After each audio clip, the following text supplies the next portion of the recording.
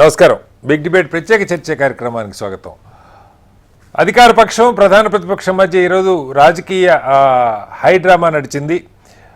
సవాళ్ళు ప్రతి సవాళ్ళు, ఒకళ్ళకొకళ్ళు వచ్చి కలుసుకుందాం మాట్లాడుకుందాం అని చెప్పి ఇచ్చుకున్న సవాళ్ళు అంతిమంగా ఎలాంటి చర్చలు జరగకుండా వాయిదా పడ్డాయి. తెలంగాణ భవన్లో కేటీఆర్ గారిని కలవడానికి జూపల్లి గారు వస్తా అన్నారు. అక్కడికి రాలేదని కేటీఆర్ గారు ఒక కుర్చీ, ఖాళీ కుర్చీ చూపిస్తూ నిరసన తెలిపారు. అయితే అదేవిధంగా గన్ పార్క్ దగ్గర తెలంగాణ మంత్రులు పొన్నం ప్రభాకర్ గారు, అజరుద్దీన్ గారు, అలాగే అడ్లూరి లక్ష్మణ్ గారు నిరీక్షించారు. హరీష్ రావు గారు అక్కడికి వెళ్ళటానికి ప్రయత్నం చేసిన పోలీసులు అడ్డుకున్నారు. అసెంబ్లీలో జరగాల్సిన చర్చ, ముఖ్యంగా తెలంగాణకి ఎన్ని లక్షల కోట్ల అప్పులు ఉన్నాయి, ఎవరెవరు ఎంత అప్పులు చేశారన్న చర్చ గన్ పార్క్ దగ్గర తెలంగాణ భవన్లో జరగాల, లేకపోతే చట్టసభల్లో జరగాలన్న దాని మీద వాళ్ళు బిగ్ డిబేట్లో ప్రత్యేకమైన చర్చను చేపట్టాం. చర్చలో మనతో పాటు బొల్ల మల్ల యాదవ్ గారు, బీఆర్ఎస్ పార్టీ సీనియర్ నాయకులు, మాజీ ఎమ్మెల్యే వారు మనతో ఉన్నారు. మరి కాసేపట్లో డాక్టర్ అద్దంకి దయాకర్ గారు, కాంగ్రెస్ పార్టీ సీనియర్ నాయకులు, ఎమ్మెల్సీ వారు మనతో జాయిన్ అవుతారు. అలాగే డాక్టర్ ప్రకాష్ రెడ్డి గారు, భారతీయ జనతా పార్టీ నాయకులు కూడా మనతో జాయిన్ అవుతారు. ముందుగా మల్ల యాదవ్ గారు నమస్తే. నమస్కారం. మల్ల యాదవ్ గారు, మనకి కొత్త ప్రభుత్వం ఏర్పడి దాదాపు 2.5 సంవత్సరాలు దాటింది. సరే, తెలంగాణలో కేటీఆర్ గారు, హరీష్ రావు గారు ఎంత పెద్ద నాయకులైనా కేసీఆర్ గారి స్థాయి కాదు, మనందరికీ తెలుసు. కేసీఆర్ గారు ఫౌండరు, ఆయనకున్న డెప్త్ విషయం వేరు. ఈ మాట మనమంటే కాదు, స్వయంగా ఇప్పుడున్న ముఖ్యమంత్రి సభసాక్షిగా అనేక సార్లు చెప్పారు. ఆయన అనుభవాన్ని మేము వాడుకోవాలనుకుంటున్నాం, ఆయన్ని గౌరవిస్తూ ఆయన్ని సభకి రమ్మనండి అని చెప్పి చాలాసార్లు. సరే, ఆయన కామెంట్లు చేయలేదని నేను అన్నాను. రాజకీయ విమర్శలు బోత్ సైడ్స్ ఉంటాయి, కానీ సభకి రావాలని ముఖ్యమంత్రి గారే పదే పదే చాలాసార్లు కోరారు. సభకి రాలేదు సరిగదా. ఎంతసేపు సవాళ్ళు, వీళ్ళని లక్షల కోట్ల అప్పులు చేశారు, వాళ్ళని లక్షల కోట్ల అప్పులు చేశారు, వీటికి తేలాల్సింది ఎక్కడ? ఇప్పుడు పోలీసులు ఇవాళ అరెస్ట్ చేశారని, పోలీసులు అరెస్ట్ చేయకుండా 2 రాజకీయ పార్టీలు, అందులో అగ్రనాయకులు కూర్చుంటే చర్చ జరుగుద్దా, గొడవలు జరుగుతాయా? పోలీసులకు ఉండే సమాచారం పోలీసులకు ఉంటుంది, సహజంగానే అరెస్ట్ చేస్తారు, అందులో మనకేమి సందేహం అక్కర్లా. ఇప్పటికైనా చర్చ జరగడానికి అసెంబ్లీకి వెళ్ళే అవకాశం ఉందా? అసలు ఇవాళ ఏం జరిగింది మీకున్న సమాచారం? సార్, ఈ రోజు హరీష్ రావు గారు, కేటీఆర్ గారు తెలంగాణ భవన్ కు వచ్చి వెయిట్ చేయడానికి కారణం జూపల్లి కృష్ణారావు గారు నిన్న వారే ఆహ్వానించారు.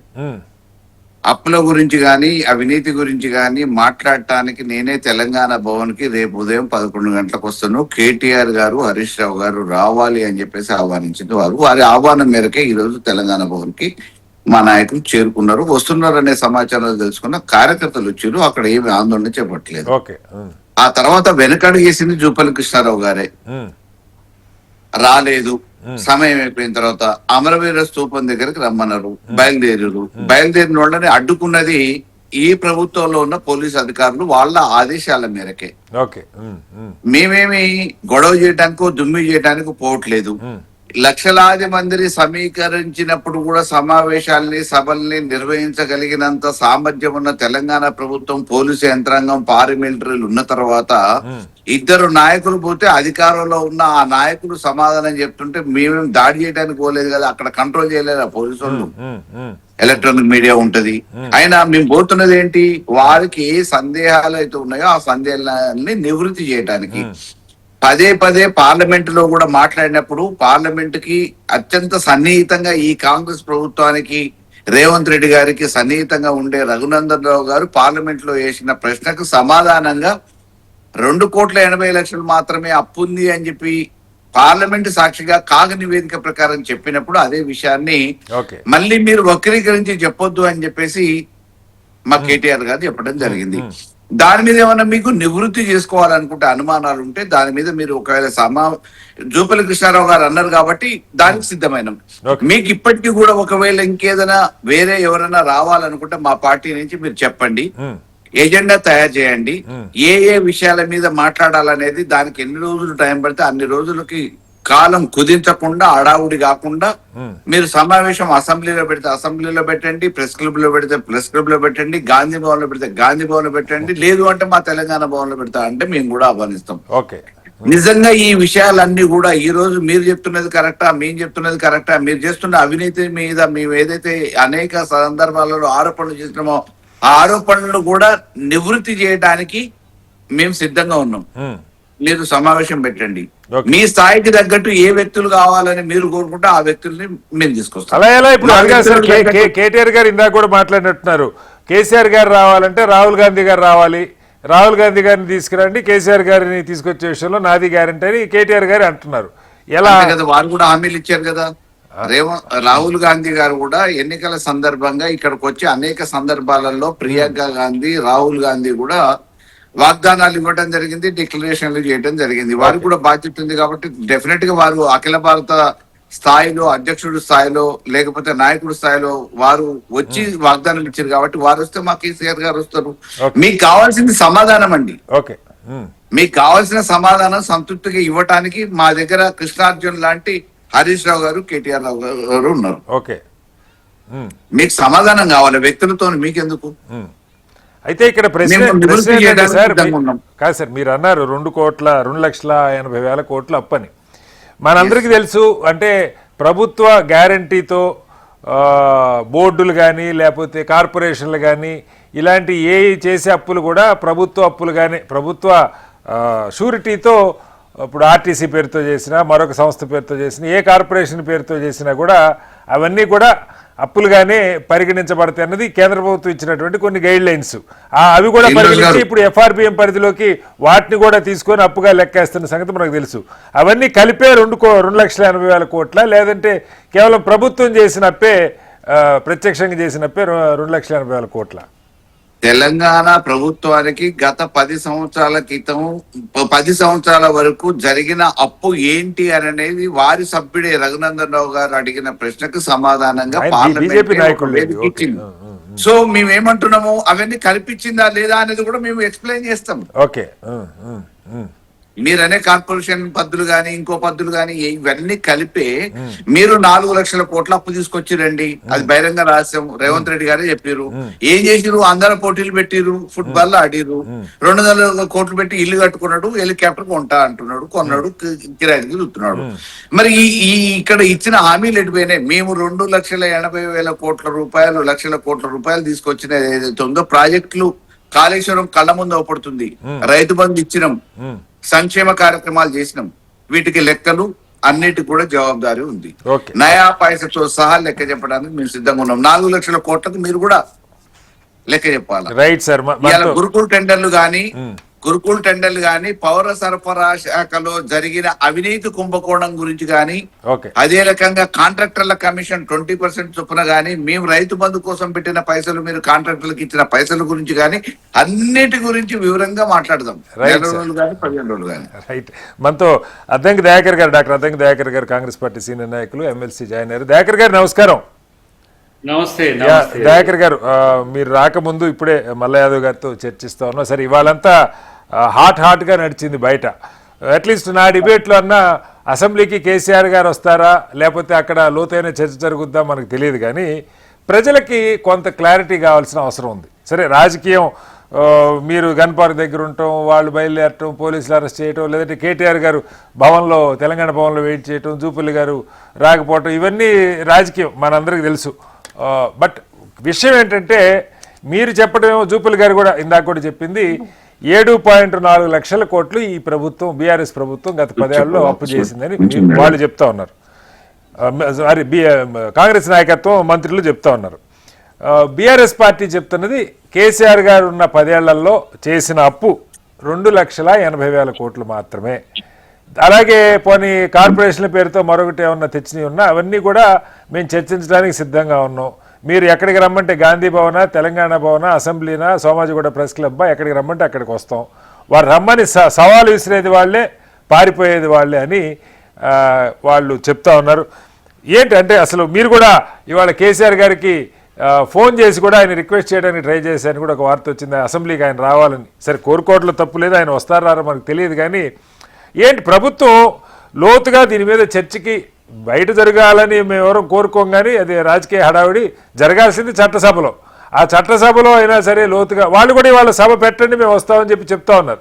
హరీష్ రావు గారు కానీ మరొకళ్ళు కానీ ఎప్పుడు సభ పెట్టబోతున్నారు? ఎప్పుడు తెలంగాణ ప్రజానీకానికి ఏం జరిగింది తెలంగాణలో గత 12 ఏళ్ళుగా అన్నది ఎప్పుడు స్పష్టత వస్తుంది? నమస్తే కటారి గారు, మళ్ళన్నకి ఇతర పెద్దలందరికీ కూడా నమస్తే. ఇప్పుడు సూటిగా ఈ డేబెట్నే మన మల్లన్న అడిగిన ప్రశ్నకు మనం సమాధానం చెప్తాం. చెప్పండి. ఎందుకంటే ఆ రోజు జరిగే చర్చల్లో వాళ్ళ డిమాండ్లు ఏమున్నా ఇప్పుడు దీన్ని మనం గమనిస్తే వైట్ పేపర్ అసెంబ్లీలో రిలీజ్ చేసినాం మనం. ఓకే. అది మీరు నన్ను అడగొద్దు, ఎందుకంటే మీరు పబ్లిక్గా అది మన టీవీలో కూడా పబ్లిష్ చేసిండ్రు కాబట్టి ఏం చేసిండ్రు క్లారిటీ అని మీరు నన్ను అడగొద్దు, ఎందుకంటే మీకు ఆల్రెడీ వైట్ పేపర్లో 7 లక్షల కోట్ల పై చిలుకు అప్పులకు వివరాలకు సంబంధించి మనం సర్ప్లస్ 16,000 తోని రాష్ట్రం విడిపోయింది, -7 lakhs ప్లస్ క్రోర్స్ అది మనం దాంట్లో చూపించినాం. ఇంకా దాంట్లో మిగతా కొన్ని కలవలేదు. సరే, ఇది ఇప్పుడు మేము తెచ్చిన 4 లక్షల కోట్ల అప్పులో 2.5 లక్షల కోట్ల రూపాయలు తెచ్చిన అప్పులకు మనం పే చేసి వడ్డీలతో పాటు అసలు కూడా కట్టాలి. వడ్డీలతో పాటు అసలు కట్టాలి. అవి 2,50,000 crores. అంటే వీరు తెచ్చిన అప్పులకు కప్పం కట్టేదే 2,50,000 కోట్లు. వాళ్ళకి క్రిస్టల్ క్లియర్ గా డాక్యుమెంట్స్ తో సహా చెప్పిన మేము 2,80,000 కోట్లు తెచ్చినామని చెప్పేసి అంటే అదే కదా చర్చించామని రమ్మని అనేది. ఎవరు చర్చిస్తారు దీన్ని? ఎవరు చర్చించే అర్హత కలిగి ఉన్నారు? అంటే ఇటు అధికార పక్షం అటు ప్రతిపక్షం సభాపక్షంలో చట్టసభల్లో చర్చ జరగాలి. ఏదైనా చట్టసభల్లో ఎవరు ఈ ప్రశ్న అడగాల్సింది? ఎవరు? ప్రతిపక్షం అడగాలి. మరి వాళ్ళు కేసీఆర్ గారు మీరైతే కేసీఆర్ గారు రావాలని కోరుకుంటున్నారు. సరే, వాళ్ళేమో మా కృష్ణార్జున ఉన్నారు కదా. కాదండి సార్, కోరుకోవట్లేదు మేమేమి. ఆయన వస్తాడు పోతాడు అని ఎవరు అడిగేది? రాజ్యాంగబద్ధంగా అడిగే హక్కు ఎవరు కలిగి ఉన్నారు? ఎవరికైనా ఉంది సార్, ప్రజలకు కూడా ఉంది, ఎవరికైనా ఉంది. ఉండదు సార్, అది చట్టసభల్లో అడిగే హక్కు ఎవరికి ఉందో మీరు చెప్పట్లేదు. అది సమస్య. చెప్పండి, మీరే చెప్పండి. మీకు తెలుసు, మీరు చెప్పట్లేరు. అది ఎవరికి అడిగే హక్కు కలిగి ఉన్నారు? ప్రతిపక్ష నాయకుడిగా కలిగి ఉంటారు. ప్రతిపక్ష నాయకుడు ఎందుకు రావట్లేదు? ప్రతిపక్ష నాయకుడికి సవాల్ వేసిండ్రు. కేటీఆర్కి వేయలే, హరీష్ రావుకి వేయలే, లేకపోతే ఇంకా వచ్చిన ఎవరికి వేయలే. అది ఎందుకంటున్నా ఈ మాట అంటే ఎవడో ఊరికే ఫోన్ చేస్తా ఉన్నాడు. అయితే నేను ఏమంటున్నానంటే ప్రతిపక్ష నాయకుని హోదాలో వాళ్ళు ప్రశ్నించడానికి రానప్పుడు అడిగే నైతిక హక్కు మీకు ఎక్కడి? ఎట్ వాట్ స్టేటస్ కేటీఆర్ అయినా హరీష్ రావు అయినా అడుగుతారు? ఉప నాయకుడిగా హరీష్ రావు అడుగుతుండనుకోండి, హరీష్ రావుని అడిగిండ ఏమన్నా రేవంత్ రెడ్డి గారు? ఎందుకు మీరెందుకు వస్తున్నారు? స్టేక్ హోల్డర్స్ కారు కదా. నేను కటారి గారిని ప్రశ్న అడగాలనుకుంటున్నా, ప్రకాష్ రెడ్డి గారు వచ్చిండు అనుకోండి, ఎట్లా ఉంటుంది అది? దానికి ఏమైనా లెక్క ఉందా? నేను ఎందుకు ఫోన్ చేసినా ఈయన హరీష్ రావు గారు డాంబికాలకు పోయి మా మంత్రులకు అంతా ఫోన్ చేస్తా ఉన్నాడు ఎత్తట్లేరని. వాళ్ళేమో ఆడుకున్నాం ఇక్కడ మన గన్ పార్క్ దగ్గర. మంత్రులు ఫోన్లు ఎత్తకపోతే ఆయన ఫీల్ అవుతుండు కదా. ఈ రాష్ట్రానికి ప్రతిపక్ష నాయకుడు ఫోన్ ఎత్తుతుండా? ఈ రాష్ట్రంలో ఉండే ప్రతిపక్ష నాయకుడు ఫోన్ ఎత్తుడు పక్కన పెట్టి ఆయనకు సభకే రావట్లేడు.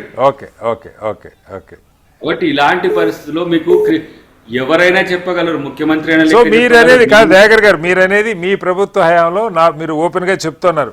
మేము తెచ్చిన అప్పు 4 లక్షల కోట్లు ఈ 2.5 సంవత్సరాల్లో.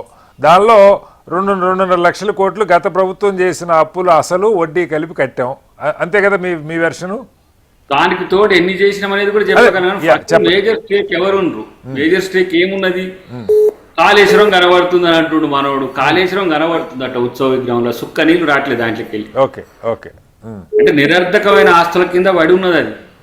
ఇలా సుక్క నీళ్లు రాకపోయినా తెలంగాణ రైతులు దాదాపు 2 కార్లకు కలిస్తే ఒక 2,40,80,000 కోట్ల మెట్రిక్ టన్నుల పంట దిగుబడి వచ్చింది. దాన్ని కూడా మేము కొన్నాం 90 కోట్ల మెట్రిక్ టన్నుల పైసలు. రైతు భరోసా ఇస్తున్నాం, రైతు రుణమాఫీ ఇస్తున్నాం. ఇక మీకు 200 యూనిట్లకు ఇస్తూనే ఉంటుంది, 500 రూపాయలు మాఫీ చేస్తూనే ఉంటుంది, ఫ్రీ బస్ ఇస్తూనే ఉంటుంది, ఇల్లు కట్టిస్తూనే ఉంటుంది. 10 సంవత్సరాల్లో ఒక్క ఇల్లు కూడా కట్టియని మీరు ఇలా ఇళ్ల గురించి మాట్లాడుతుండ్రి. ఇండ్లు కట్టిస్తే ఇప్పుడు దాదాపు ఎంత 3,50,000 పైసలకి ఇండ్లు స్టార్ట్ అయినాయి. మళ్ళీ సెకండ్ దఫాకు మొదలైనాయి. హైదరాబాద్ లో కూడా ఇవాళ పట్టాలు ఇచ్చినాం. ఓకే. ఏ తరహా ఆలోచనలు ఇంత పిచ్చిగా ఉంటుందా? వాళ్ళకేమో లీడరే లేడు, ఓకే, లీడరే రాడు. రైట్. ఒక్క నిమిషం దయాకర్ గారు డిబేట్ మనతో ప్రకాష్ రెడ్డి గారు కూడా అన్నారు. ప్రకాష్ రెడ్డి గారు నమస్కారం. నమస్తే అండి. ప్రకాష్ రెడ్డి గారు మీరు చూశారు ఇవాళ సరే ఒక రాజకీయ హైడ్రామా నడిచింది. అయితే ఈ రాజకీయ హైడ్రామాలో మిమ్మల్ని కూడా లాగారు, మీకు కూడా భాగస్వామ్యం ఉందన్న చర్చ నడుస్తోంది. ఏం మాట్లాడుతున్నారంటే ఉదాహరణకి కేటీఆర్ గారు అయితే బీజేపీ ఏం చేస్తుంది, ప్రధాని వచ్చి ఆర్ఆర్ ట్యాక్స్ అంటాడు, నితిన్ నబీన్ గారు వచ్చి ఆర్ఆర్ ట్యాక్స్ అంటాడు, మళ్ళీ ఎందుకు పట్టించుకోరు ఒక ప్రశ్న. అలాగే ఈడీ పొంగులేటి గారి మీద దాడి చేసింది, ఏం జరిగింది, తర్వాత ఏంటి అంటే ఇది ఇక్కడ కాంగ్రెస్ ముఖ్యంగా రేవంత్ రెడ్డి గారి నాయకత్వంలో కాంగ్రెస్ బీజేపీతో చాలా సయోధ్యతో వెళ్తుందన్నది బీఆర్ఎస్ కామెంట్. కాంగ్రెస్ నాయకత్వం ఏకంగా బీఆర్ఎస్ బీజేపీ సీట్ల పంపిణీ దాకా కూడా చర్చలు జరిగిపోతా ఉన్నాయి, ఇద్దరు కలిసే పోటీ చేయబోతున్నారని వాళ్ళు ఆర్గ్యూ చేస్తూ ఉన్నారు. ఏం జరుగుతుంది నిజంగా? మీ మీద కూడా చర్చ వస్తుంది, ఇవాళ జరిగిన దాని గురించి ఏం చెప్తారు ప్రకాష్ రెడ్డి గారు? సార్ ముందు పెద్దలిద్దరికి నమస్కారం, మీకు కూడా శ్రీనివాస్ గారు. నమస్తే సార్, చెప్పండి. కేటీఆర్ గారు నాకు ఆశ్చర్యం అనిపిస్తుంది, కేటీఆర్ గారు బీజేపీ ఏం చేస్తుంది అని అడిగే ముందు మీరు 2014 నుంచి 2024 వరకు 9.5 సంవత్సరాల కాలం పాటు మీరు శాసనసభలో ఉన్నారు, మంత్రిగా పనిచేశారు. ఒక రకంగా చెప్పాలంటే యాక్టింగ్ డిఫాక్టో సీఎం కూడా పనిచేశారు. మీకు తెలియదా అంటే మేము కేంద్ర ప్రభుత్వం ఇప్పుడు మేము మిమ్మల్ని విమర్శించినప్పుడు కాళేశ్వరం అనేది ఏటీఎం అయింది అన్నారు. ఏం చేయాలి మేము ఇప్పుడు? ఢిల్లీ నుంచి నరేంద్ర మోడీ గారు ఏం చేయాలి? కాంగ్రెస్ వాళ్ళు అది కూడా అడుగుతూ ఉన్నారు, కాళేశ్వరం మీద సిబిఐ కంప్లైంట్ ఇస్తే ఇంతవరకు దాన్ని ముట్టుకోలేదు వాళ్ళు. నేను అంటే అక్కడికే వస్తున్నా సార్, సిబిఐ మేము సిబిఐ రానియకుండా మీరు ఆపేసినారు. కేటీఆర్ గారు కేసీఆర్ గారు తెలంగాణకు సిబిఐ రావద్దని. అవును, దాని చట్టమే చేసేసారు వాళ్ళు, సిబిఐ మాకు పని లేదు మాకు రావద్దని. నేను అప్పుడు తెలియదు కేటీఆర్ గారికి తెలంగాణ రాష్ట్రంలో అవినీతి జరుగుతున్నప్పుడు ఎవరో ఎంక్వైరీ చేయడానికో ఇంకోటి చేయడానికో వస్తారని. ఇది మొదటి అంశం. ఇప్పుడు ఈడీ రైడ్ చేశారన్నారు వాళ్ళు పొంగులేటి శ్రీనివాస్ రెడ్డి గారి మీద. ఈడీ రైడ్ చేసి ఈడీ నీకు ప్రతి అంగుళం నీకు రిపోర్ట్ చేయాలన్నా, కేసు పెట్టాలన్నా, సాక్ష్యాధారాలు దొరకకుండా మర్డర్ జరిగింది కరెక్ట్, ఇన్వెస్టిగేషన్ చేస్తుంది కరెక్ట్, దాంట్లో కేసు పెట్టాలంటే ప్రాథమిక సాక్ష్యాలు ఉండాలి కరెక్ట్. అది తెల్లారి పొద్దుగాల కేసు పెట్టకపోతే ఇక ములాఖాత్ అయిపోయినట్ట. అంటే కేసు పెట్టకపోతే ములాఖాత్ అయిపోయినట్ట. అంటే మీ మీద కేసులు పెట్టకపోతే బీజేపీ బీఆర్ఎస్ ఒకటి అన్నట్ట. మరిగా గతంలో కాదు సార్, మీరు చెప్పినట్టు బీఆర్ఎస్ హయాంలో సిబిఐని రానివ్వలేదు. ఇప్పుడు కాంగ్రెస్ ప్రభుత్వం అయితే సిబిఐకే లేఖ రాశారు, కావాల్సిన వివరాలన్నీ ఇచ్చారు, విచారణ ఇప్పుడు కూడా ఎప్పుడైనా జరగాలి కదా, అది ప్రశ్న. సార్ ఇప్పుడు నేను అందుకోసం చెప్తాను, మా ఆరోపణ కూడా ఏంటంటే కాళేశ్వరం ప్రాజెక్టు విషయంలో రేవంత్ రెడ్డి గారు సిబిఐ విషయంలో మీరు టెక్నికల్ పాయింట్ ఏంటంటే కూలిపోయిన దాని మీద నాణ్యత పరీక్ష చేయాలన్నారు. దిస్ ఇస్ ద క్వశ్చన్ కదా. కూలిపోయినటువంటి 3 పిల్లల గురించి నాణ్యత లేదు, నాణ్యత లోపం ఉంది, కాంట్రాక్టర్ మీద ఇన్వెస్టిగేట్ చేయాలన్నారు. తెలంగాణ గవర్నమెంట్ కూడా చేసుకోవచ్చు. ఇష్యూ ఎక్కడ వస్తుంది అంటే మొత్తం 1,00,000 కోట్ల రూపాయల వ్యవహారంలో సిబిఐకి ఇస్తారా, 3 పిల్లల స్కూల్ కొట్టి కూలిపోయిన సిబిఐకి ఇస్తారా అనే దాని మీదనే చర్చ ఈ రోజున. మీరు ఇచ్చింది అందుకోసమే మీరు సిబిఐకి ఏం రాశారో ఇప్పటిదాకా మీడియాకి ఇస్తారంటే ఇయ్యారు కదా. మీడియాకి కూడా వాళ్ళు కాంగ్రెస్ ప్రభుత్వం మీడియాకి ఇస్తలేదు కదా. మీరు ఏం రాశారు సిబిఐకి? మీరు రాసినటువంటి కాగితం అన్ని ఇచ్చినప్పుడు ఇది ఒకటి ఇవ్వచ్చు కదా, చాలా కాగితాలు ఇవ్వకూడదని కూడా ఇస్తుంటారు. మరి ఇది కూడా ఇవ్వండి, ఒకటి తెలిసిపోతాయి కదా తెలంగాణ ప్రజలకు మీరు ఏం రాశారు, కేంద్రం ఎందుకు పట్టించుకోవట్లేదు ఎక్స్పోజ్ చేయండి, కేంద్రాన్ని పట్టించుకోవట్లేదు అనేది ఎక్స్పోజ్ చేయండి, మరి చాలా బాగుంటది కదా. అందుకోసం మీరేం రాశారు అంటే నాకు అర్థమైనంత వరకు 3 పిల్లర్స్ కుంగిపోయినాయి, దాని నాణ్యత బాగాలేదు. కరెక్ట్, నాణ్యత బాగాలేదు అనేది కరెక్ట్, కూలిపోయినాయి కరెక్ట్. కాబట్టి కూలిపోయిన దాని మీద కేంద్ర ప్రభుత్వం సంబంధించినటువంటి డ్యామ్ సేఫ్టీ అథారిటీ కూడా రిపోర్ట్ ఇచ్చింది. ఎస్, నాణ్యత లోపం వల్లనే కూలిపోయినాయి. నాణ్యత లోపం అంటే కరప్షన్ అనే కదా సార్ దాని అర్థం. అంటే నాణ్యత లోపానికి కరప్షన్ కు తేడాన్ని డిసైడ్ చేయాల్సింది మీరు కమిటీ చేశారు కదా. మీరు ఒక తెలంగాణ ప్రభుత్వంలో కాళేశ్వరం గురించి కమిటీ అన్నారు, ఫైనల్ గా 3 బ్రారేళ్ల గురించి కమిటీ అన్నారు, కమిటీ వచ్చింది. నేను మల్లన్న సాగరు, కుండపోచమ్మ, రంగనాయక సాగరు, బసవేశ్వర సంగమేశ్వర, ఈ కెనాల్స్ ఇవన్నీ కలిపితేనే కాళేశ్వరం సార్. కాళేశ్వరం అంటే మా మేడిగడ్డ అన్నారం కాదు. ఈ మూడు మాత్రమే కాళేశ్వరం అనుకునేటువంటి భ్రమలలో తెలంగాణ ప్రజలకు కాంగ్రెస్ ప్రభుత్వం తీసుకొచ్చింది. అది కూడా కరెక్ట్ కాదు. అన్ని ప్రాజెక్టులు కలిపి ఇంటిగ్రేటెడ్ గా ఇంకా గంధమల్ల దాకా దయాకర్ గారి కాన్స్టిట్యున్సీ వారి దగ్గరకు వచ్చి షామీర్పేట గంధమల్ల ఆలయం నుంచి తుంగతుర్తి కూడా వస్తుంది అది. అక్కడి వరకు ఇదంతా కూడా కాళేశ్వరం ప్రాజెక్టే సార్. అయితే మీరు కాళేశ్వరం ప్రాజెక్ట్ 50,000 అని 80,000 పోయి 1,30,000 పోయి వాళ్ళు 1,00,000 ఖర్చు పెట్టారు, 1,30,000 1,50,000 పోతుంది, ఇంకెంత పోతుందో తెలియదు అయిపోయేసరికి. నేను అనేది ఏంటంటే బీజేపీ మీద ఇటువంటి ఆరోపణ చేయడం ఈ పరిస్థితులలో కరెక్ట్ కాదు సార్. మీరు ఛాలెంజ్ చేసుకున్నారు. ఛాలెంజ్ ఏంటంటే పేపర్లో రావడం కోసం మరి ఇక మన జూపల్లి కృష్ణారావు గారు, మరి నేను అంటున్నా జూపల్లి కృష్ణారావు గారు బీఆర్ఎస్ తోని ములాఖత్ అయిపోయి ఏదో పేపర్లలో పతాక శీర్షిక రావడం కోసం అని చెప్పి అంత దాంట్లో నోట తలకాయ పెట్టినట్టుగా చేసి ఒక స్టేట్మెంట్ ఇచ్చినాడు. దానికి హరీష్ రావు గారు కేటీఆర్ రియాక్ట్ అయినారు.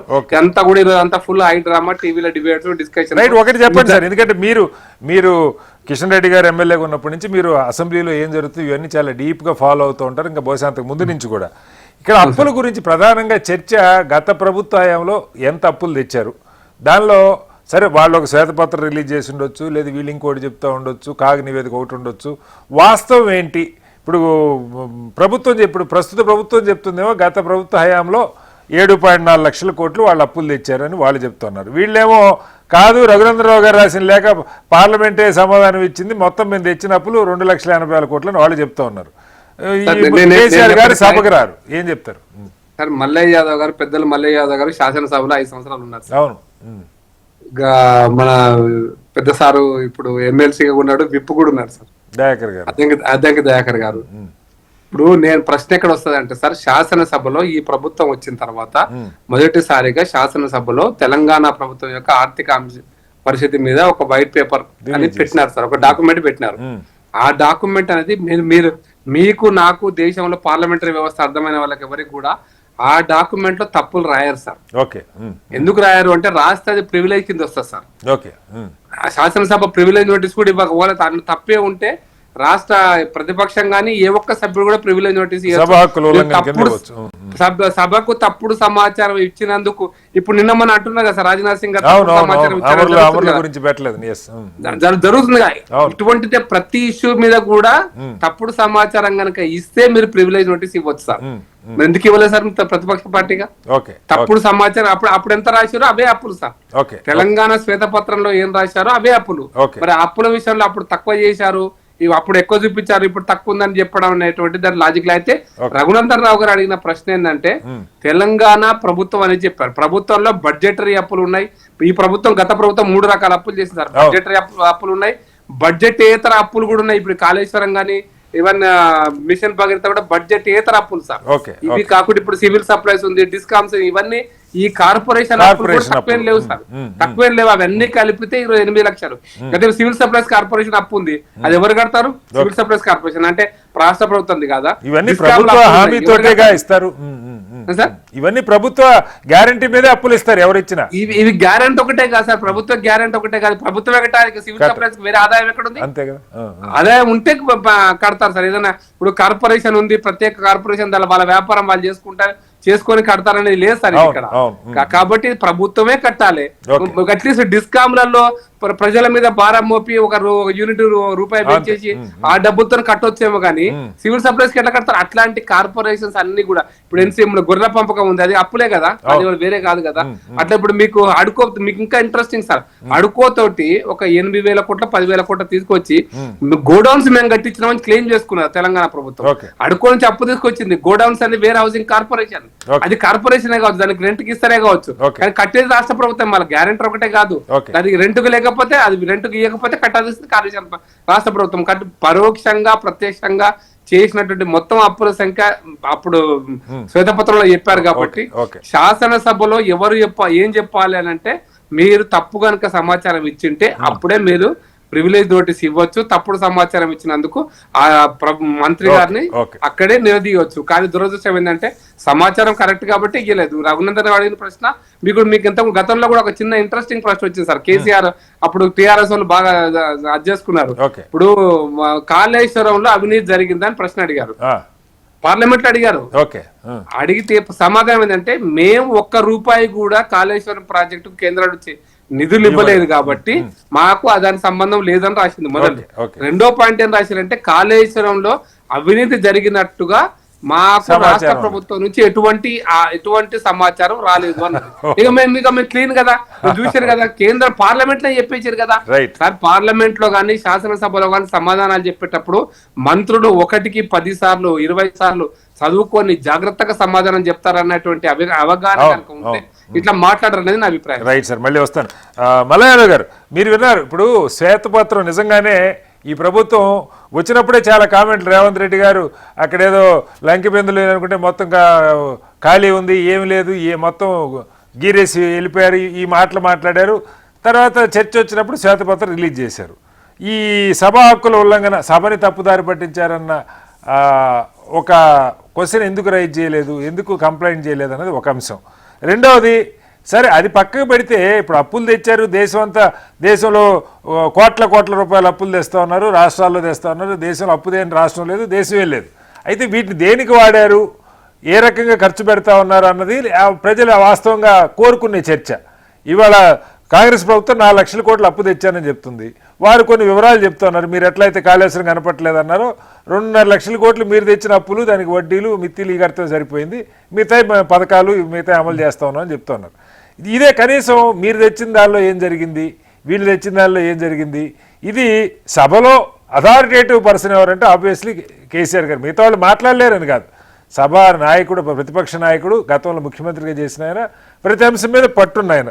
ఎందుకు ఇప్పటికైనా 2.5 సంవత్సరాలు గడిచిపోయింది, మీరు వాళ్ళకి ఇచ్చిన టైం అయిపోయింది, ఇప్పటికైనా సభలో ఒక నిర్మాణాత్మకమైన చర్చ జరుగుతుందని ఆశించవచ్చా? మీరేం కోరుతారు? ఇప్పుడు దయాకర్ గారు ఉన్నారు, విప్పు కూడా ఆయన, సభ ఎన్ని రోజులు పెట్టాలని కోరుతారు? అలాగే కోరేటప్పుడు వారికి మీరు పార్టీ తరఫున ఏమి హామీలు ఇవ్వగలుగుతారు? సభ పెట్టాలని కోరుకుందాం మనం అంతా, దయాకర్ గారు ముఖ్యమంత్రి గారి దృష్టికి తీసుకెళ్తారనుకుందాం. మీరేం కోరదలుచుకున్నారు? సభలో చర్చ జరగాలి, నాబోటోళ్ళు అందరం కోరుకుంటా ఉన్నాం, ఏం చెప్తారు?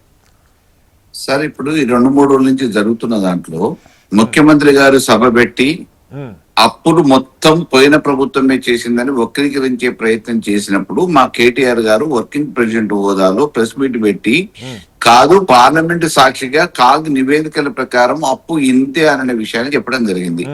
దాన్ని పురస్కరించుకొని జూపల్లి కృష్ణారావు గారు లేదు నేను మీ తెలంగాణ భవన్ కి వచ్చి చర్చిస్తా, కేటీఆర్ హరీష్ రావు రావాలి, నేను ఆడించి ఒకవేళ ఏదన్నా అయితే అసెంబ్లీ స్పీకర్ కి నా రాజీనామా పత్రాన్ని సమర్పిస్తా అని చెప్పింది ఆయన. థర్డే జరిగింది. ఈ రోజు రాలేదు, తోక ముడిచింది వారే. అయితే ఇప్పుడు దీనివల్ల పెద్ద జరిగిన నష్టం ఏం లేదు. 2.5 సంవత్సరాలు అయింది ప్రభుత్వం వచ్చి. ఈ రాష్ట్ర ప్రజాధనం కూడా ఏమైతుంది ఏంది అని తెలవాల్సిన అవసరం ఈ యావత్ తెలంగాణ ప్రజానికానికి, మేధావులకు కూడా అవసరమే. ఇప్పుడు కానీ గత ప్రభుత్వం తెచ్చిన డబ్బులు ఏమైనా తెలవాలి. మొత్తం కూడా ఈ తెలంగాణ ఏర్పడ్డ నాటి నుంచి నేటి వరకు ఆ ప్రభుత్వం గాని ఈ ప్రభుత్వం గాని చేసిన అప్పులు గాని ఆదాయాలు గాని ప్రాజెక్టులు గాని ఏం జరిగిందనే విషయం ఈ రోజు మీరు చర్చ పెట్టండి. మేమేం కాదనట్లే. ఇక శ్వేతపత్రం కాడికి వస్తే శ్వేతపత్రం అప్పుడు ఏమి ఇచ్చిరు, ఏంటిది, అది ఎంతమంది చదివిరు అనే విషయము అప్పుడు చాలా మందికి తెలియదు. వాళ్ళకి ప్రజలకు తెలియకపోవచ్చు. మీరు ప్రతిపక్షం కదా, మీ ప్రభుత్వం చేసిన అప్పుల మీద ఇచ్చిన దాని మీద మీరెందుకు క్వశ్చన్ చేయలేదు? నేను ఇన్ జనరల్ చెప్తున్నా. ఇప్పుడైతే సందర్భం వచ్చింది కదా, ఆనాటి శ్వేతపత్రాన్ని బహిర్గతం చేయొచ్చు. ఓకే, ఈ రోజు మేము చెప్పే లెక్కలు మేము ప్రభుత్వంలో ఉన్నప్పుడు చేసిన పైసలు ఒక్క నయా పైసతో సహా దేనికి ఖర్చు పెట్టినమో అది ప్రయోజనమా కాదా అనే విషయాన్ని కూడా ఈ రోజు బహిర్గతం చేయొచ్చు. మీరు 4 లక్షల కోట్లు అప్పు తీసుకొచ్చి అందాల పోటీలు పెట్టిరా, ఫుట్బాల్ ఆడిరా, అప్పులు కట్టిరా, ఇంట్రెస్ట్లు కట్టిరా అనే విషయాన్ని కూడా మీరు చెప్పొచ్చు. అన్ని విషయాలను కూడా ఇలా తెలుసుకోవాల్సిన బాధ్యత ఈ పౌరులకు ఉంది, తెలంగాణ పౌరులకు ఉంది, పౌర సమాజానికి ఉంది. చెప్పాల్సిన బాధ్యత ప్రభుత్వంగా మీకుంది, ప్రతిపక్షంగా మాకుంది. Okay, let decide the date. మీరు అసెంబ్లీలో పెడతారా, ప్రెస్ క్లబ్ లో పెడతారా, గాంధీ భవన్ లో పెడతారా, మా తెలంగాణ భవన్ లో పెడతారా? సార్, ప్రజలు సార్ గాంధీ భవన్ అక్కర్లా, తెలంగాణ భవన్ అక్కర్లా, ప్రజలు మీకు అందరికీ కూర్చోడానికి ఒక ప్లేస్ ఇచ్చారు, చట్టసభ ఇచ్చారు, 3 పార్టీల్ని ఎన్నుకొని అక్కడ కూర్చోబెట్టారు, అక్కడే చర్చించండి. మేమేం కోరుకుంటున్నామంటే మీరు అసెంబ్లీ సమావేశాలు నిర్వహించండి, డేట్ పెట్టండి. అదే రకంగా వీటన్నిటి మీద సమగ్రంగా చర్చించటానికి మొత్తం సరిపోయే సమయాన్ని కేటాయించండి. కుదించి అడావుడిగా గొంతు నొక్కి ప్రతిపక్షాన్ని బయటికి నెట్టేసి మార్షల్స్ ని పెట్టి సస్పెండ్ అని చెప్పి సెషన్ వరకు సస్పెండ్ చేసి మీరు డోర్లు వేసుకొని బిల్లులు పాస్ చేసుకోవడానికి అసెంబ్లీ సమావేశాలు కాదు సార్, నిర్వహించారు. మన దగ్గర మల్లయ్య దగ్గర మీకు కూడా తెలుసు, ఈ మొదటి నుంచి కూడా ఏపీలో లాగా వ్యక్తిగత దూషణ ఆరోపణలు ఈ గొడవ కాదు. మన దగ్గర కంపారిటివ్గా పోల్చుకుంటే బెటర్గానే చర్చలు జరుగుతున్నాయి. మీ హయాంలో కూడా జరిగినాయి, ఇప్పుడు జరుగుతున్నాయి.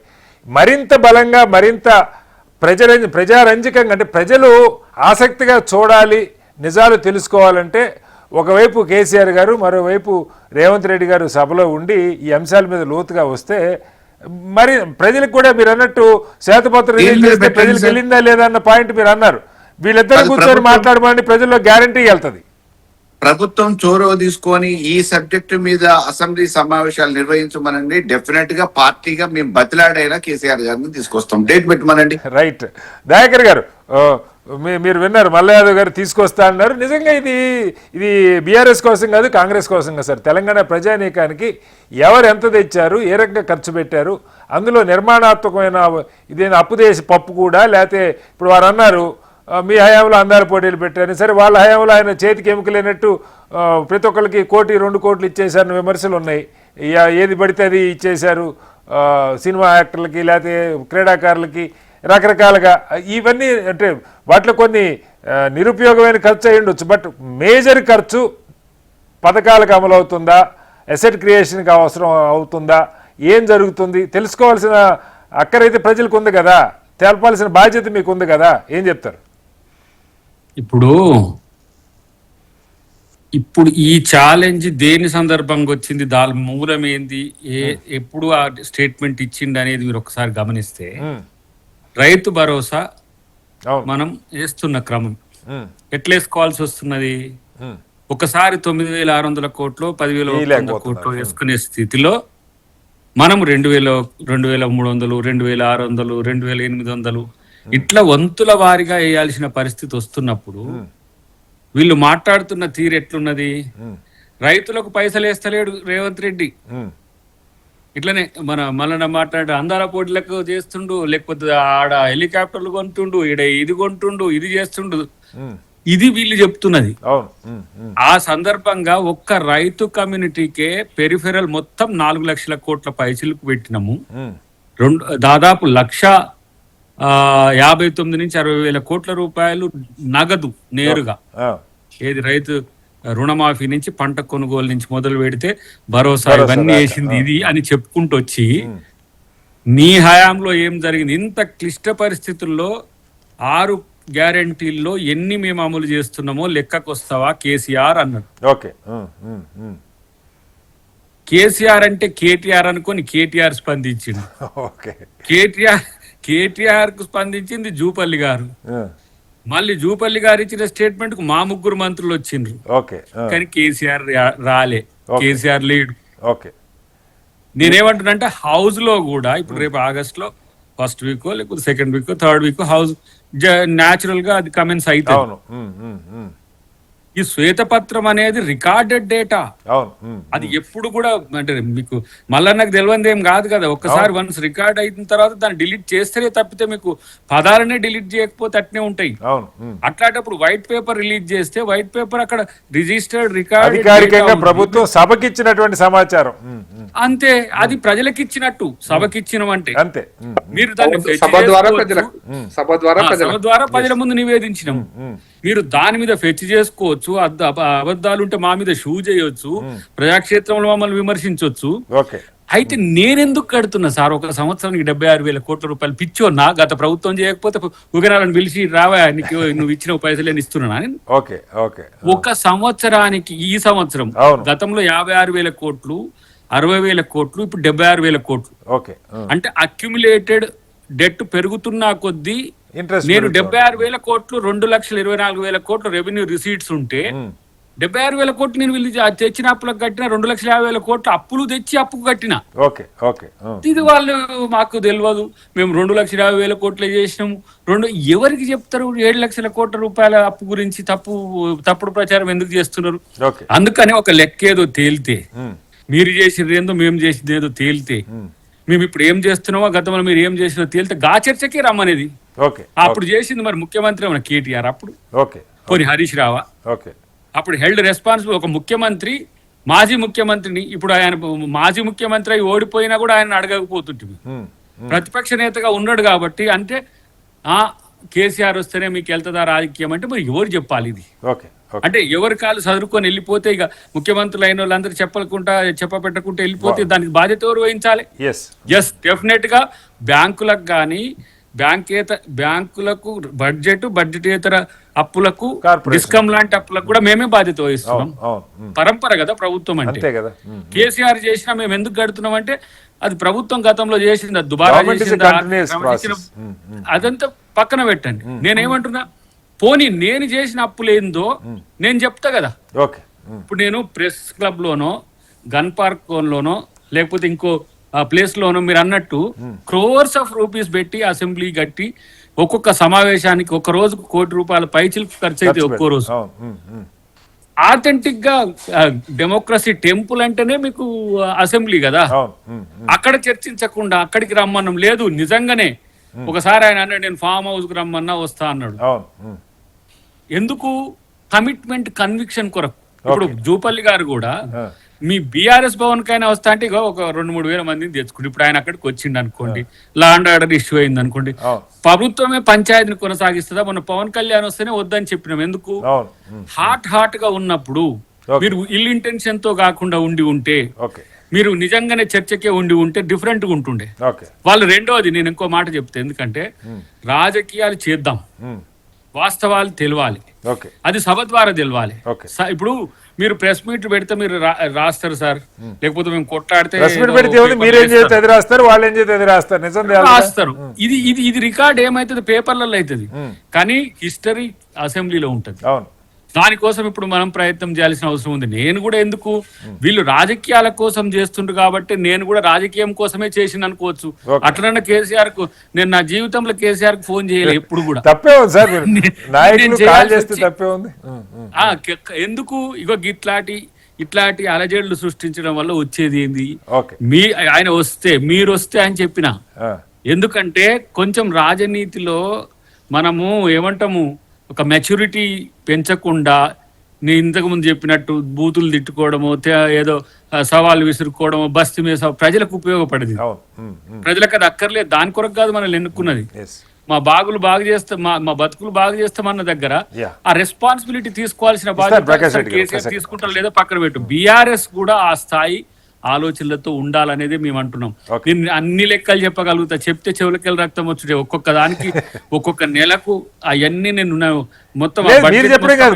ముఖ్యమంత్రి గారే చాలా సార్లు బహిరంగంగా ఉద్యోగులు మాట్లాడినప్పుడు, సరే దాని మీద విమర్శలు కూడా వచ్చినాయి, నన్ను కోసినా ఇంతకంటే లేదని కూడా మాట్లాడారు. ఉన్నది ఉన్నట్టు బయటే పెడతా ఉన్నారు, దాచిపెట్టడం. అసలు బ్రేక్ ఈవెన్ రావడానికి ఎన్ని సంవత్సరాలు పడుతుందో తెలియదు. ఆస్తులు అప్పులు సమమయ్యే రోజు ఎప్పుడు వస్తుందో కూడా తెలియదు. మనం ఇప్పుడు దీన్ని బండి నడుపుకుంటూ పోవాల్సిన పరిస్థితి వచ్చింది. కాబట్టి అట్లని చెప్పి ప్రజలకు అవి చేస్తున్నారు. ఇవాళ పత్రికల్లో కూడా చూసే, ముఖ్యమంత్రి ఆదాయం పెంచడానికి లేదు, పన్నులు ఎగ్గొడుతున్న వాళ్ళని ఇవన్నీ కూడా మీరు వసూలు చేయండి, కొంచెం మార్గాలు అన్వేషించండి, ప్రభుత్వ ఆదాయం పెరగాలని కూడా కోరుతున్నారు. సరే, ఏ ప్రభుత్వం ఉన్నా పథకాలేవో తప్పని పరిస్థితి, ఎవరికైనా వాళ్ళు వీళ్ళని తేడా లేకుండా ఆదాయం అన్నా పెంచుకునే మార్గం చూడాలి. నిర్మాణాత్మకమైన అప్పు చేసినా నిర్మాణాత్మకంగా ఖర్చు పెట్టి భవిష్యత్తుకు ఉపయోగపడేలా ఖర్చు పెట్టాలని కోరుకుందాం. సార్ ప్రకాష్ రెడ్డి గారు, ఈ చర్చ ఇప్పుడు పార్లమెంట్లో, అసెంబ్లీలో ఈ చర్చ జరగాల్సిన అవసరం అయితే ఉంది. వారు అన్నట్టు శ్వేతపత్రం రిలీజ్ చేసి ఉండొచ్చు, అది అయిపోయి 2 ఏళ్ళు అయిపోయింది. మళ్ళీ రాజకీయ విమర్శలకే కాకుండా ప్రజలకు కూడా అప్పు ఎంత తెచ్చారో తెలుస్తుంది, కానీ అప్పు దేనికి వాడారు అన్నది ఇప్పుడు ప్రభుత్వం అయితే మేము చెప్పడానికి సిద్ధంగా ఉన్నాం. 4 లక్షల కోట్లని దయాకర్ గారు ఓపెన్ గానే చెప్తున్నారు, ఎవరైనా దాచిపెట్టట్లా. ఒకవేళ అంతకన్నా ఎక్కువ ఉంటే మల్లా యాదవ్ గారు మీరే చెప్పాలి, కాదు 4 లక్షలు కాదు, మీరు కూడా కార్పొరేషన్ల పేరుతో ఆ పేరుతో ఈ పేరుతో 10 లక్షల కోట్లు తెచ్చారని చెప్పండి, అడుగుదాం. కానీ ఈ 4 లక్షల కోట్లు దేనికి? ప్రతి నెల ఇంత, సంవత్సరం ఇంత అసలు వడ్డీ కడతా ఉన్నాం. ఇవన్నీ ఓపెన్గా చెప్తున్నారు. మరింత లోతుగా మాట్లాడాలి. గత ప్రభుత్వం దగ్గర కూడా డేటా లేకుండా ఉండదు కదా. వాళ్ళంతా నాయకులు, హరీష్ రావు గారు కానీ, కేసీఆర్ గారు అయినా, వాళ్ళ దగ్గర పూర్తి సమగ్రమైన సమాచారం ఉంటుంది. ఎందుకు ప్రజల ముందుకి రావడానికి, సభలో చర్చించడానికి వీలు కావట్లేదు? బీజేపీగా మీరేం కోరుకుంటారు? సార్, ఇప్పుడు దయాకర్ గారు ఇంతకుముందు కూడా చెప్పిన, వారు ఎమ్మెల్సీ, పెద్దలు మల్లయ్య యాదవ్ గారు ఎమ్మెల్యేగా ఉన్నారు. సార్, బడ్జెట్ ప్రవేశపెట్టేటప్పుడు ఫైనాన్స్ మినిస్టర్ ఇవన్నీ మెన్షన్ చేయాల్సి వస్తుంది సార్. ఇవన్నీ కూడా ఓకే అప్పులేని ఉన్నాయి. ఇప్పుడు రూపాయి రాక రూపాయి పోక ఉంది కదా మన దగ్గర, లెక్క ఉంది కదా. నేను కేసీఆర్ గారి పాలనలో రూపాయి ఎట్లా వచ్చిందో రూపాయి ఎట్లా పోయిందో కూడా లెక్కలు నా దగ్గర ఉన్నాయి అన్ని. నేను ట్రై చేసిన తెలంగాణ అసెంబ్లీలో 53 నుంచి ఇద్దామని ట్రై చేసిన, దొరకలే. మా కిషన్ రెడ్డి గారు నాకు ఇన్స్ట్రక్షన్ ఇచ్చాడు 53 నుంచి తీయవే, అసలు మనం అర్థం చేసుకోవడం కోసం. ఉమ్మడి అప్పుడు హైదరాబాద్, తర్వాత ఉమ్మడి ఆంధ్రప్రదేశ్, తర్వాత తెలంగాణ. నేను మీరు తీద్దాం అనుకున్నా, అకాడమిక్ ఇంట్రెస్ట్, వేరే ఇంట్రెస్ట్ కాదు. అయితే నేను విషయం ఏం చెప్పదలుచుకున్నా అంటే, రూపాయి రాక రూపాయి పోకలో గత ప్రభుత్వం సార్ శ్రీనివాస్ గారి దగ్గర 20,000 అప్పు తీసుకున్నా, మళ్ళీ శ్రీనివాస్ గారికి 20,000 అప్పు ఇచ్చిన. ఇది బడ్జెట్ అంటే అదే బడ్జెట్ లో అప్పుడే ఇచ్చారు, అప్పుడే తీసుకున్నారు, అప్పుడే ఇచ్చినట్టు చూపిస్తారు లెక్కలు.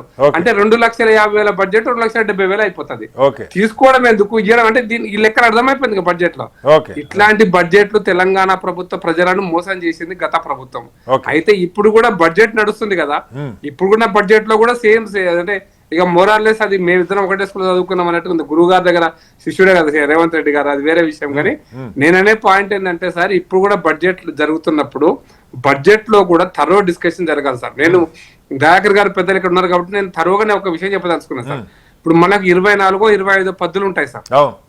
ఒక్కొక్క అంటే రెవెన్యూ, మన ఎక్సైజ్ కి ఎంత, RTC, transportation, roads, buildings, education, health. నేనేమంటున్నానంటే సార్, వీటి మీద ఒక్కొక్క రోజు 5-6 పద్దులు 10 పద్దులు రోజు క్లోజ్ చేసి పడేసారు సార్. 3 రోజులలో మొత్తం పద్దుల మీద చర్చ ఉమ్మడి ఆంధ్రప్రదేశ్ లో 30 రోజులు జరిగితే తెలంగాణ శాసనసభలో 3 రోజులు క్లోజ్ చేశారు సార్. 3 రోజులు మొన్న కూడా. First day 10, second day 10, third day 10.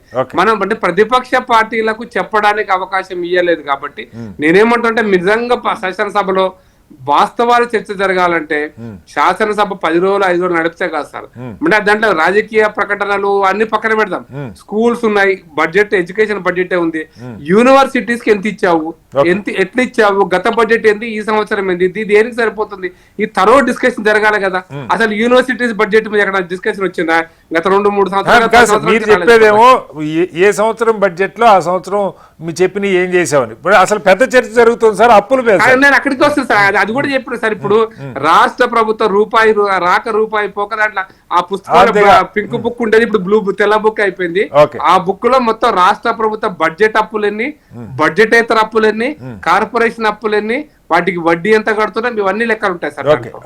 ఆ పుస్తకాలు ఉంటాయి. కాకపోతే వీళ్ళు చర్చకు రాకుండా బుల్డోజ్ చేసి ఏదో తొండి మాట అనగానే, ఓ నువ్వు అట్లా అంటావా, నేను ఇట్లా అంటాను, శాసనసభలో అయిపోయాయిగా గొడవ పెట్టుకొని భయపోతే నువ్వు ఇట్లా అన్నావు, నేను ఇట్లా అన్నా, ఈ భాష తీసుకొని అది రికార్డెడ్ భాష కాబట్టి బైకాట్, వాకౌట్, ఇది అది బాకౌట్, నో టాకౌట్, మన వెంకయ్య నాయుడు గారు చెప్పిన భాషలు ఇవన్నీ జరుగుతుంటాయి. నేను ఎందుకు చెప్తున్నా అంటే, మీరు ప్రభుత్వం కూడా ఇనిషియేట్ చేసి వాస్తవాలను ప్రజలకు చెప్పగలిగితే మీ గౌరవం కూడా పెరుగుతుంది సార్ తెలంగాణ. ఎందుకంటే 100 రోజులు శాసనసభ నడిచిన రోజులు ఉన్నాయి. మీ గౌరవం పెరగాలంటే శాసనసభలో అన్ని విషయాలు చర్చించగలిగితే ఖచ్చితంగా గౌరవం పెరుగుతుంది. కాబట్టి మీరు దేని పద్దుకు ఎంత ఇస్తున్నారు? కాదు సార్, ప్రకాష్ రెడ్డి గారు, నేను ఇందాక కూడా అన్నప్పుడు మనకి ఈవెన్ కేసీఆర్ ఏ మాట కామాట చెప్పుకోవాలి, కేసీఆర్ గారు ఉన్నప్పుడు కూడా సభ ఎక్కువ రోజులే జరిగేది చాలా. అంటే కంపారిటివ్గా నేను చెప్తున్నది, ఇప్పుడు కూడా సభ జరుపుకోవడానికి అభ్యంతరం లేదు, కానీ నిర్మాణాత్మకమైన చర్చ జరగాలంటే ప్రతిపక్ష నాయకుడు రావాలి కదా అన్నది పాయింట్ సార్. నేను ఒక మాట చెప్తాను, 8 గంటల శాసనసభ 11 గంటలకు అయింది సార్. ఎందుకైంది సార్? నేను చలికాలంలో చల్లటి చలి ఉన్నప్పుడు 8 గంటలకు శాసనసభ్యులు చలికాలంలో సెషన్ కు పోయినప్పుడు నేను చూసిన సార్, సంతకం పెట్టడానికి పోయినప్పుడు 8 గంటల నుంచి సాయంత్రం రాత్రి దాకా జరిగిన సంఘటనలు కూడా ఉన్నాయి సార్. నేను అందుకోసం పద్దుల మీద నేను మొన్న లాస్ట్ బడ్జెట్ సెషన్ కూడా చెప్తున్నాను సార్. పద్దులన్నీ కలిపి 3 రోజులు, మొత్తం 3 రోజులే. బడ్జెట్ మీద, అప్రోప్రియేషన్ బిల్లు మీద హాఫ్ డే, సగం రోజే. ఇది కాదు సార్, ఇది కాదు శాసనసభ నడిపించే తీరా నా అభిప్రాయం సార్. ప్రశ్నోత్తరాల విషయంలో ఖచ్చితంగా ఉండాలి, షార్ట్ నోటీస్ డిస్కషన్ కూడా అవకాశం ఇవ్వాలి, మిగతా ప్రతిపక్షాలు నోటీసులు ఇస్తే కూడా తీసుకునే అవకాశం ఇవ్వాలి. ఏమీ లేదు సార్. మేము మా ఎజెండా మాది, మీరు వినండి, మేము చెప్తున్నాము. లేదా తొండికుత కూసి అయిపోయింది, మీరు అయిపోయిందని ముగించుకుంటే దానివల్ల గత ప్రభుత్వం చేసిన తప్పులే ఈ ప్రభుత్వం కూడా చేస్తుంది అంటున్నారు సార్. అందుకోసం మీరు బడ్జెట్ సెషన్ ఒక 20 రోజులు నడపండి, 5 రోజులు కాదు, 20 రోజులు నడపండి. 20 రోజుల్లో తరువుగా బడ్జెట్ సార్. మీకు ఒక చిన్న ఎగ్జాంపుల్ చెప్పి నేను ముగిస్తాను సార్. సార్ మనం కట్ మోషన్ అని ఇచ్చేవాళ్ళు సార్ గతంలో. అంటే ఒక బడ్జెట్ లో ఒక స్కూల్ ఎడ్యుకేషన్ బడ్జెట్ లో ఒక 50 రూపాయలు పలానా స్కూల్లో రంగైనందుకు లేదా పలానా స్కూల్ గోడ కూలిపోయినందుకు 50 రూపాయలు నేను కట్ మోషన్ ఇస్తున్నానని ప్రతిపక్ష నాయకులు ఇచ్చే అవకాశం ఉంటుంది. దాన్ని స్పీకర్ గారు శాసనసభలో చదువుతాడు సార్, చదవాలి అసలు సంప్రదాయం అయితే. చదివితే ఏమవుతుందంటే ఏ శాసనసభకు ఆ శాసనసభ్యుడి వాళ్ళ గ్రామాలలో వైద్యం, విద్య వీటన్ని మీద ప్రశ్నలు వచ్చేవి. ఈ ప్రశ్నలు జరిగిన తర్వాత దీని వల్ల గ్రామాలలో చర్చ జరిగేది, అడిగినారు ఈ మా స్కూల్ ప్రాబ్లం ఉందా అని. అంటే ఇవన్నీ పనిచేశారు. No cut motion, no discussion. ఇలా బడ్జెట్ పెట్టిండ్రు, రేపు పద్దుల మీద చర్చ జరుగుతుంది. కట్ మోషన్ ఎక్కడ ఉంది? ప్రతి బడ్జెటరీ కట్ మోషన్స్ కూడా ఉంటాయి సార్. కాబట్టి మీరు శాసనసభను మీరు పక్క నడపలేకపోతారు కాబట్టి ఇగో రోడ్ల మీద చర్చ జరుగుతుందని అభిప్రాయం. మీడియా కోసం జరుగుతుంది పార్లమెంట్ లో కూడా జరగాలని కోరుకుందాం, లోతుగా చర్చ జరగాలని కోరుకుందాం. ఒకసారి దయాకర్ గారు మళ్ళీ అడుగుతున్నా, ఇందాక మల్ల యాదవ్ గారు క్లియర్గా చెప్పారు, మీరు సభ పెట్టండి, దీని మీద ఒక భరోసా ఇవ్వండి, గౌరవంగా సఫిషియెంట్ టైం పెడితే మేమందరం బతిలాడైనా కేసీఆర్ గారిని తీసుకొస్తామని చెప్పి మల్ల యాదవ్ గారు అన్నారు. ఏం చెప్తారు ఆ రకమైన భరోసా? ఇప్పుడు సభ సమయం వచ్చింది కూడా, సభ సమయం ఇంకెంతో దూరం కూడా లేదు. ఆ సందర్భంగానే ఆయన ఉద్దేశపూర్వకంగానే ఆ కామెంట్ కూడా చేసింది కూడా అందుకే. ఊరికే ముఖ్యమంత్రి గారు ఏం మాట్లాడలే. నేనేమంటున్నానంటే ఆ బాధ్యత ఇప్పుడు వారికి కూడా ఉండాలి, ఇప్పుడు పార్టీ నాయకత్వం కూడా ఉంటది. అది వస్తేనే కదా చర్చ జరిగేది. అది రాకపోతే ఏమైతుంది? గిట్లనే డైవర్ట్ టాక్టిక్స్ కొరకు, దాంట్లో రాగానే ఏదో ఒకటి సెన్సేషన్ కొరకు. ప్రభుత్వము ఎప్పుడు కూడా పద్దులనే కాదు, అంశాలైనా లేకపోతే మనం పెట్టే బిల్స్ అయినా, ఇప్పుడు వచ్చే సమావేశాలకు ఒక 4-5 బిల్స్ కొత్తవి తెచ్చే ఉంటాయి, తర్వాత ఇంకా కొన్ని మెన్షన్స్ ఉంటాయి, కొన్ని డిమాండ్స్ ఉంటాయి, వాటికి సంబంధించి సభా సమయం ఉంటది. కానీ ప్రత్యేకించి ఈ చర్చ ఎందుకు పెట్టాలి అని అంటే డెఫినెట్ గా ప్రజలకు తెలియాలి, ఉన్న పరిస్థితి తెలియాలి. ఇప్పుడు పైసలు లేవు మరి ఎట్లా అని అంటేనేమో పైసలు లేవని అంటే చెప్తారా, అప్పు పుడుతుందా అని అంటే అప్పు పుట్టుడు పక్కన పెట్టు, లేవనేది చెప్పుకుంటే తప్పేంటి? దానికి మనం ఇప్పుడు మొన్న ప్రధానమంత్రి గారు వచ్చిండ్రు, ఒక స్టేట్మెంట్ ఇచ్చిండ్రు, ఏమని? అందరూ పొదుపును పాటించాలి, పొదుపును పాటించాల్సిన భవిష్యత్తులో కొంత ఇబ్బందులు వస్తాయి, ఇప్పటి నుంచే మనం మెంటల్ గా ప్రిపేర్ కావాలని చెప్పిపోయినారు. పాజిటివ్ తీసుకున్న వాళ్ళు పాజిటివ్ తీసుకున్నారు, నెగిటివ్ తీసుకున్న వాళ్ళు నెగిటివ్ తీసుకున్నారు. ఇప్పుడు భద్రత కుదింపు చేసినాము, బుల్లెట్ ప్రూఫ్ కార్లు పక్కన పెట్టండి. ఇంకా ముఖ్యమంత్రి గారు 3 వెహికల్లో తిరుగుతుండ్రు. ఇప్పుడు జామర్ కూడా లేదు దాంట్లో. అంటే ఒకటేమో స్టాఫ్ కన్నట్టు, ఒకటి ఆయన కన్నట్టు ముందు లీడ్ చేసానికి. అంటే ఇప్పుడు మనం ఉన్న పరిస్థితుల్లో వీళ్ళు డిమాండ్స్ ఎట్లా ఉన్నాయో మీరు చూసిండ్రు కదా. మీరు 2,500 రూపాయలు మహిళలకు ఇవ్వలేదు, తులం బంగారం ఇవ్వలేదు. మీరు పెట్టిన హామీలేగా సార్, మీరు పెట్టిన హామీలేగా. మరి 200 మీకు అది గుర్తుంది కానీ మరి ఫ్రీ బస్ ఇస్తున్నారు, లేకపోతే 200 యూనిట్ ఫ్రీ ఇస్తున్నారు, 500 గ్యాస్ బండి ఇస్తున్నారు, ఇండ్లు కట్టిస్తున్నారు. ఇదేమన్నా ఉందా? మరి అది ఎక్కడి నుంచి? చేసేటప్పుడు చేసే అప్పు నువ్వే చేసి ఈ ఆర్థిక దుస్థితికి కారణమైన మేము దాన్ని సరిదిద్దుకుంటూ వస్తూనే దాన్ని ఎట్లా అధిగమించాలనే ప్రయత్నంలో నిర్మాణాత్మక ఏమంటాము, ప్రతిపక్షం అయితే అంటే తప్పును ప్రశ్నిస్తూనే సమర్థిస్తుంది. ఇప్పుడు ఒక మాట, మొన్న కిషన్ రెడ్డి గారిని సీరియస్ గా మా ముఖ్యమంత్రి గారు 2-3 సార్లు ప్రెస్ మీట్ పెట్టింది అన్నాడు. ఆయన ఛాలెంజింగ్ తీసుకున్నాడు, పోయిండు ఢిల్లీ, కొంత ఏదో దాన్ని చేసుకో. అట్లా మీరు అది ఇప్పుడు మమ్మల్ని ప్రశ్నించండి, విమర్శించండి, కాదనం. అదే ఆల్ పార్టీ మీటింగ్ వచ్చినప్పుడు చలో పోయి మోదీ గారి కాడ కూర్చుందాం, రాష్ట్రానికి రావాల్సిన వాటి విషయంలో కొట్లాడదామని చెప్పి ఎందుకు రావట్లేరు? ఓన్లీ రేవంత్ రెడ్డి గారిని, కాంగ్రెస్ పార్టీని విమర్శించడానికి మాత్రమే ప్రతిపక్షమా? ప్రతిపక్షం కూడా లేదు కదా, అది సమస్య. వీళ్ళు ఏది కేసీఆర్ గారి పేరు చెప్పి వీళ్ళిద్దరు శ్రీనివాస్ గారు మీ ద్వారా దయాకర్ గారికి ఒక విషయం చెప్పదలుచుకున్నా సార్. చెప్పండి. శాసనసభలో బిల్స్ పెడుతున్నారు. మొన్న కూడా ఈ మధ్య కాలంలో బిల్లు పెట్టినప్పుడు చూశాను సార్, బిల్లు శాసనసభలో పెట్టే రోజు టేబుల్ ఎమ్మెల్యే టేబుల్ కరెక్ట్ కాదు సార్. అది ముందు బిల్లు శాసనసభ స్టార్ట్ అయినప్పుడు మీకు ఎజెండాలో ఉన్నప్పుడు బిల్లు ముందే ఇవ్వండి. ఎమ్మెల్యే చదువుకొని వస్తారు, చదువుకుంటాడు. మాట్లాడిన వాళ్ళ గురించి అవసరం లేదు, మాట్లాడగలిగే వాళ్ళు, మాట్లాడే సత్తా ఉన్న వాళ్ళు మాట్లాడతారు సార్. దాంట్లో ఈ ప్రతిపాదన పెట్టొచ్చు కదన్న, మరి పెడతాం. ఇప్పుడు పెట్టకండి అని చెప్పే హక్కు కూడా ఆ పని చేస్తాం సార్, మేము ఐడెంటిఫై చేస్తాం. మలయాదవ్ గారు, సో సభకి ఈసారి వారు మీరు చెప్పినట్టుగా బాధ్యత ఇద్దరి మీద ఉందని చెప్తా ఉన్నారు. చర్చిద్దాం, కేవలం అప్పుల మీదే ప్రత్యేకంగా కొంత సమయం పెట్టుకొని చర్చిద్దాం. సరే, రొటీన్ బిల్స్, తీర్మానాలు ఇవి వేరే ఉంటాయి. ఈ అప్పులు గత 10 ఏళ్ళు ఇప్పుడు జరిగిన అప్పుల మీద ప్రత్యేకంగా 2 రోజుల 3 రోజుల 4 రోజులు పెట్టుకొని చర్చించడానికి ప్రభుత్వం అయితే సిద్ధం అంటుంది. మీరు కూడా ప్రతిపక్ష నాయకుడిని తీసుకురావడానికి సిద్ధం అంటున్నారు. ఆ రకంగా అనుకోవచ్చా? ప్రజలకు ఆ సందేశం హెచ్ఎంటీవీ ద్వారా అది ఇచ్చినట్టేనా? తప్పకుండా అండి. రైట్ రైట్ అయితే ఈసారి రొటీన్ గా జరిగే అసెంబ్లీ సమావేశాలు కాబట్టి పెడుతున్నాం అనేది కాకుండా పర్టికులర్ గా ఈ అంశాన్ని యా ప్రవేశపెట్టి ఓకే సఫిషియెంట్ టైం ఇస్తే చాలా బాగుంటుంది. Right sir. మొత్తంగా చర్చ అన్ని పార్టీలకు అతీతంగా అంగీకరిస్తుంది. అంటే చర్చ జరగాల్సింది తెలంగాణ భవన్లోనో గాంధీ భవన్లోనో గన్ పార్క్ దగ్గర కాదు, ప్రజలు మిమ్మల్ని అందరినీ ఒక చోట కూర్చొని చర్చించమని, విధానాల రూపకల్పన చేయమని ఎన్నుకున్నారు. దానికి అటు ప్రభుత్వంతో పాటు ప్రధాన ప్రతిపక్షం భారతీయ జనతా పార్టీ కూడా సిద్ధంగా ఉన్నామని చెప్తా ఉన్నారు. సఫిషియెంట్ టైం పెట్టి నిర్మాణాత్మకమైన చర్చకి పూనుకున్నట్టుగైతే ప్రధాన ప్రతిపక్ష నాయకుడు కూడా సభకి రావడానికి పార్టీ నాయకత్వం అంతా ప్రయత్నిస్తామని చెప్తున్నారు. జరగాలి, కోరుకుందాం. ఏదైనా సరే తెలంగాణ భవిష్యత్తు, ప్రస్తుతం, వర్తమానం, గతం ఏం జరిగిందన్నది తెలంగాణ ఏర్పాటు దగ్గర నుంచి తెలుసుకునే హక్కు, బాధ్యత ప్రజలకు ఉన్నాయి. ఆ సమాచారాన్ని అందజేయాల్సిన బాధ్యత ప్రభుత్వం, ప్రధాన ప్రతిపక్షం, రాజకీయ పక్షాలన్నింటికీ ఆ బాధ్యత ఉంది. అది నెరవేరాలని కోరుకుందాం. చర్చలో పాల్గొన్న దయాకర్ గారికి, ప్రకాష్ రెడ్డి గారికి, అలాగే బొల్లమల్ల గారికి ధన్యవాదాలు. ఇది వాళ్ళ బిగ్ డిబేట్. మరో వస్తే మళ్ళీ కలుద్దాం. నమస్కారం, సెలవు.